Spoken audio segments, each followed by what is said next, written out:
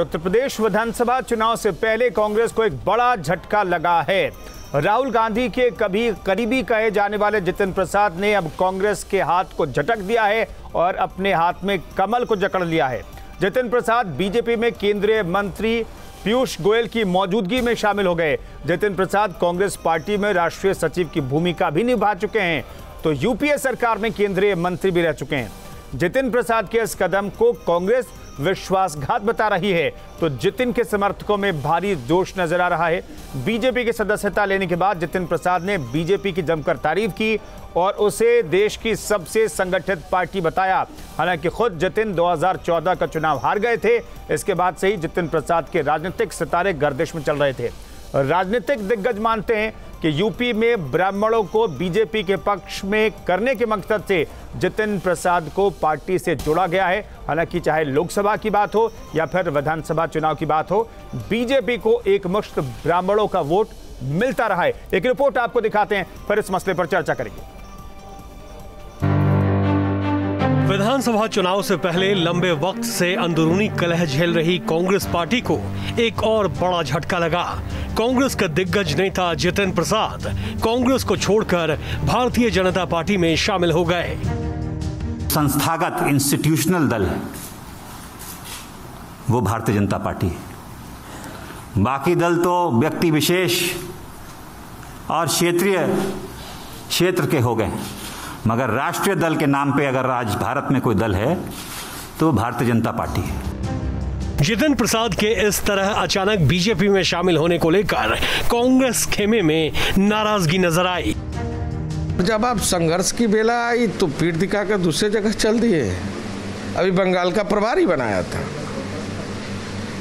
और इतने शीर्ष स्थल पर इतना बड़ा पद और ओहरा देने के बाद जो व्यक्ति पार्टी के साथ न खड़ा हो तो ये विश्वासघात नहीं तो और क्या है। तो कहीं ना कहीं असंतुष्टि बहुत बढ़ी है, जिसको मिटिगेट करने में, जिसको कंट्रोल करने में कांग्रेस नाकाम रही है। और इसीलिए आज ये हशर है कि बड़े बड़े नेता पार्टी छोड़ के जा रहे हैं और शीर्ष नेतृत्व को डेफिनेटली इस पे ध्यान देना चाहिए कि क्या असंतुष्टि है, क्यों ये सारे नेता असंतुष्ट हैं, जो फिर वो दूसरी पार्टीज में अपने भविष्य को तलाश रहे हैं। बहरहाल जितिन प्रसाद के बीजेपी में शामिल होने को पार्टी के मिशन यूपी 2022 की शुरुआत के तौर पर देखा जा रहा है। मुख्यमंत्री योगी आदित्यनाथ ने भी ट्वीट के जरिए जितिन प्रसाद का पार्टी में स्वागत किया। दरअसल जितिन प्रसाद ब्राह्मण नेता हैं और उनको पाले में लाकर बीजेपी ब्राह्मणों में संदेश देना चाहती है कि पार्टी उनके साथ है। अगले साल जो चुनाव होने वाला है विधानसभा चुनाव, तो क्या आप मानते हैं कि इससे एक बड़ा चेंज दिखाई देगा? बिल्कुल बिल्कुल चेंज होगा। ब्राह्मण संख्या बहुत है यहाँ पर, चेंज तो बहुत हो जाएगा। हाँ, खुश तो रहेंगे, जो है ब्राह्मण लोग भी खुश रहेंगे और जुड़ेंगे उनके साथ। हम उनके साथ थे पहले, अगर वो बीजेपी में जा रहे हैं तो जो उनके साथ जो जनता है वो भी उनके साथ आ जाएगी, तो इससे बीजेपी को फायदा बहुत ज़्यादा होगा सर। उत्तर प्रदेश में अगले साल चुनाव होने वाले हैं, पर राजनीतिक सरगर्मियां अभी से शुरू हो गई हैं। कांग्रेस के बड़े दिग्गज नेता जितिन प्रसाद आज भारतीय जनता पार्टी में शामिल हो गए हैं। ऐसे में माना जा रहा है कि इससे बड़ा ब्राह्मण वर्ग उनसे जुड़ेगा और इससे पार्टी को फायदा होगा।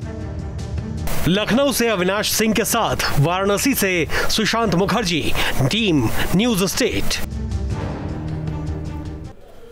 तो यूपी चुनाव में जितिन फैक्टर क्या रहने वाला है, इस पर चर्चा करने के लिए तमाम मेहमान हमारे साथ जुड़ रहे हैं।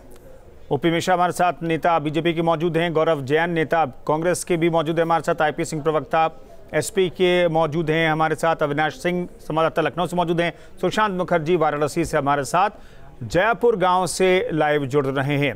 लेकिन पहला सवाल ओपी मिश्रा साहब, कितना फायदा मिलेगा जितिन प्रसाद का?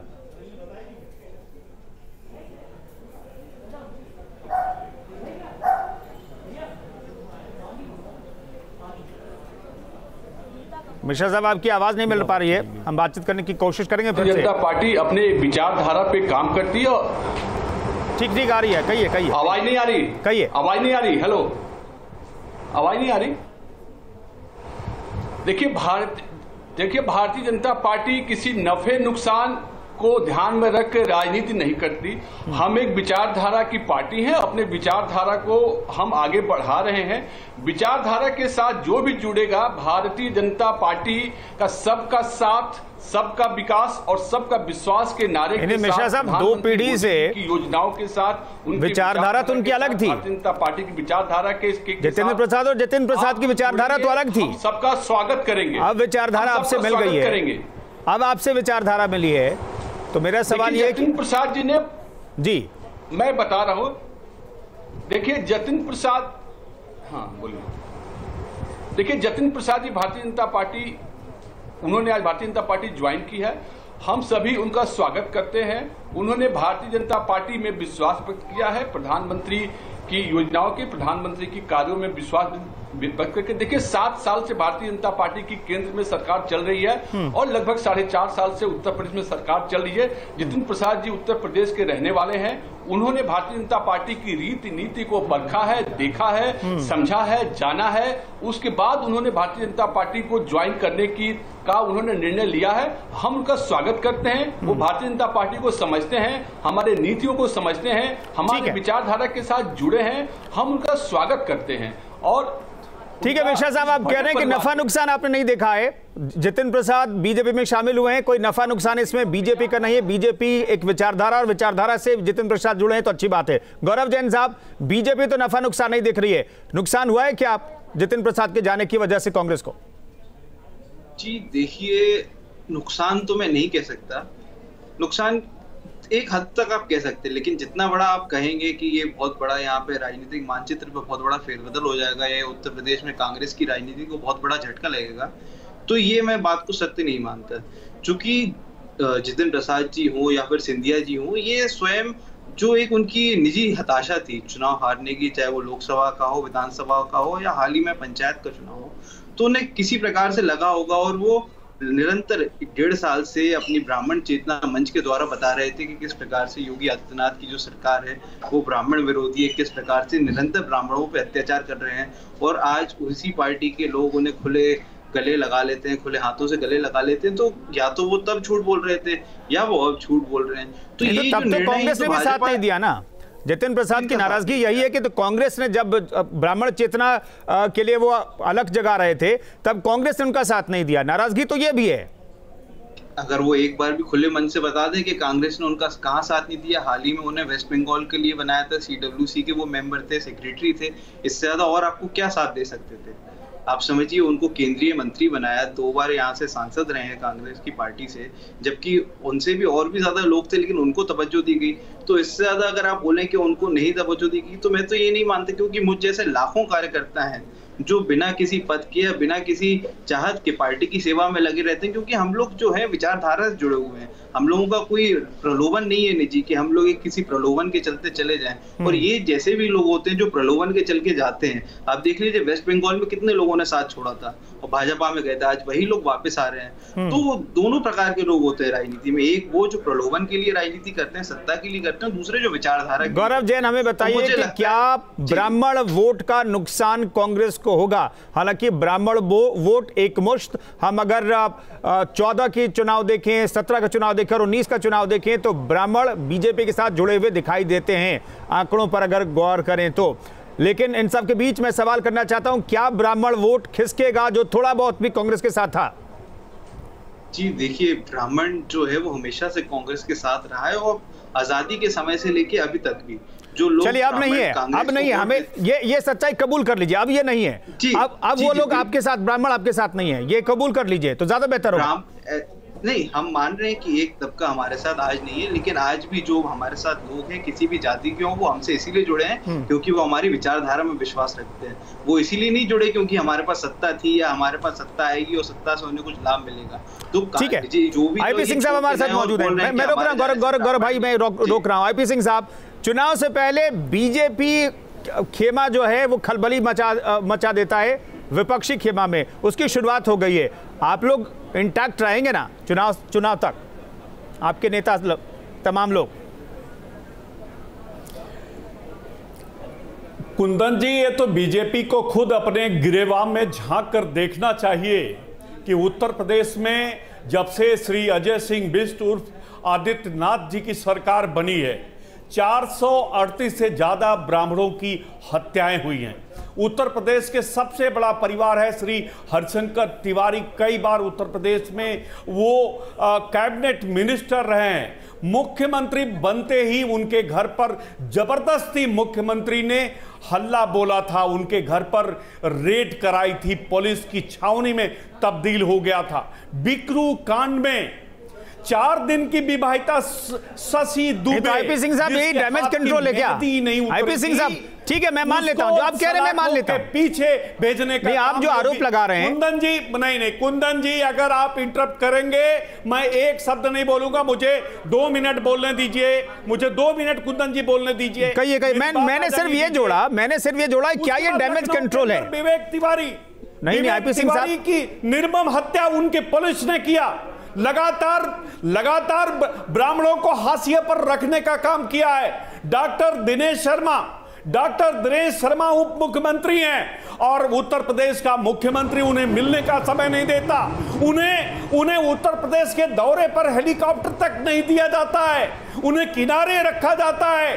2-4 जो ब्राह्मण मंत्री हैं उनको हाशिए पर रखने का काम योगी आदित्यनाथ उर्फ अजय सिंह बिष्ट ने किया है। आज अगर कोई ब्राह्मण सिंह साहब, मैं तो ये सवाल पूछना चाहता हूँ, जातिवाद वाली राजनीति को बढ़ावा दे रहे हैं क्या? सीटों पर सिमट गई। नहीं आप मैं कांग्रेस का अगर मैं कह रहा हूँ ये सब कह करके जातिवाद वाली राजनीति को हवा दे रहे हैं क्या? समझ सकती है चुनाव से पहले आईपी सिंह साहब सुन लीजिए ना सर, सुन लीजिए ना आईपी सिंह साहब, जब आप ये सारी बातें करते हैं तो ऐसा लगता है कि आप जातिगत वाली राजनीति को हवा दे रहे हैं, बढ़ावा दे रहे हैं। और उत्तर प्रदेश की जनता इन्हें खदेड़ने वाली है। आईपी सिंह साहब जवाब नहीं दे रहे हैं। खदेड़ा होवे। ठीक है, अविनाश भी हमारे साथ मौजूद है लखनऊ से। अविनाश, स्ट्रैटेजी क्या दिखाई पड़ रही है, जल्दी से बता दीजिए दर्शकों को।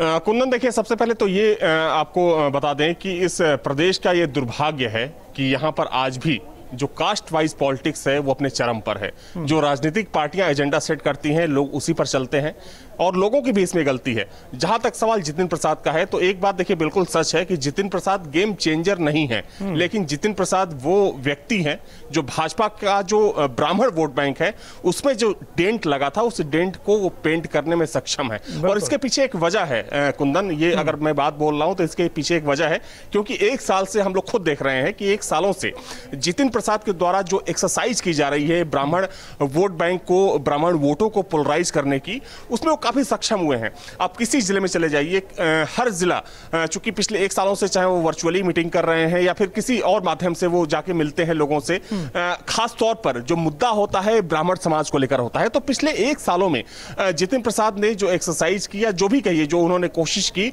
उस कोशिश के बदौलत कम से कम हर जिले में 50 से 100 ऐसे ब्राह्मण समाज के एक मजबूत जो नेता होते हैं जिलों में वो मौजूद हैं जो जितिन प्रसाद के लिए कुछ भी कर सकते हैं। बिल्कुल। तो कांग्रेस भले ही कुछ बोले या समाजवादी पार्टी कुछ क्या ये डैमेज कंट्रोल है? और जो ब्राह्मण चेतना अभियान एक तरीके से जितिन प्रसाद ने चलाया, उसका ये आफ्टर इफेक्ट है कि बीजेपी ने जितिन प्रसाद को अपने में शामिल करके अगर कोई नाराजगी है तो उसे काटने की कोशिश की है। तमाम मेहमान हमारे साथ जुड़े हैं, वाराणसी भी हम चलेंगे। वाराणसी दरअसल ये वो जिला है जहां पर ब्राह्मण वोट तय करता है कि जीत किसकी होगी।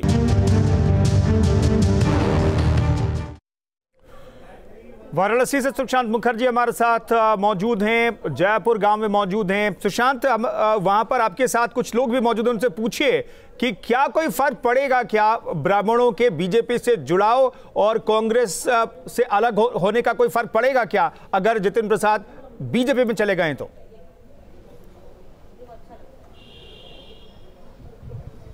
हम आपसे सीधे बात करते हैं, ये बताइए क्या नाम है आपका? ओम प्रकाश पांडे सोनू।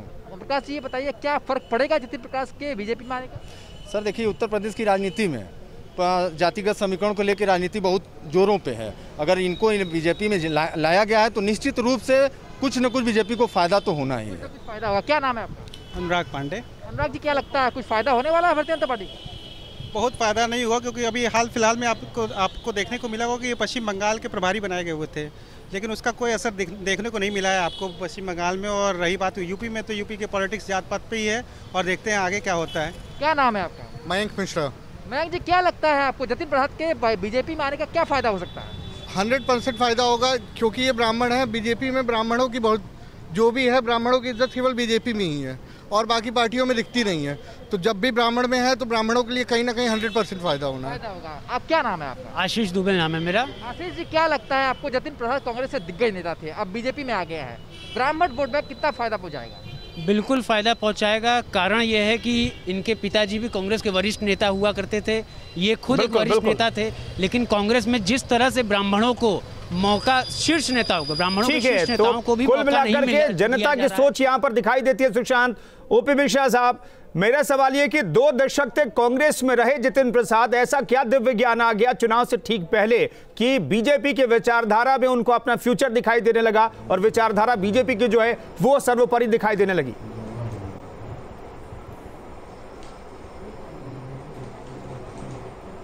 देखिए कुंदन जी, अगर आप थोड़ा सा पीछे जाएं, जितेंद्र प्रसाद जी के पिताजी थे जितेंद्र प्रसाद जी, जो नरसिम्हा राव सरकार में पीएमओ में मंत्री थे, और जब कांग्रेस के राष्ट्रीय अध्यक्ष का चुनाव हुआ तो उन्होंने सोनिया गांधी के खिलाफ राष्ट्रीय अध्यक्ष का चुनाव लड़ा था राजेश पायलट जी के साथ में। ये आपको ध्यान होगा, मैं थोड़ा ध्यान दिला दूं तो इनके जो भी विचारधारा रही है, इन्होंने सोनिया गांधी के खिलाफ कांग्रेस अध्यक्ष का चुनाव लड़ा और इनके पुत्र जितेंद्र प्रसाद कांग्रेस में मंत्री भी रहे। आज भारतीय जनता पार्टी में आए हैं, हम स्वागत करते हैं। निश्चित रूप से जब कोई बड़ा नेता, जब इस तरह के नेता किसी पार्टी में आते हैं तो उसका और विस्तार होता है, फायदा होता है। उन्होंने हमारे विचारधारा को माना, उसको एक्सेप्ट किया और विचारधारा के साथ चलने का उन्होंने प्रण किया। उनको गौरव जैन 10 सेकंड में बता दीजिए कि आखिर कांग्रेस का जो बड़े नेता हैं वो एक एक करके छिटक रहे हैं, क्या वजह है? नेतृत्व ध्यान नहीं दे पा रहा है क्या?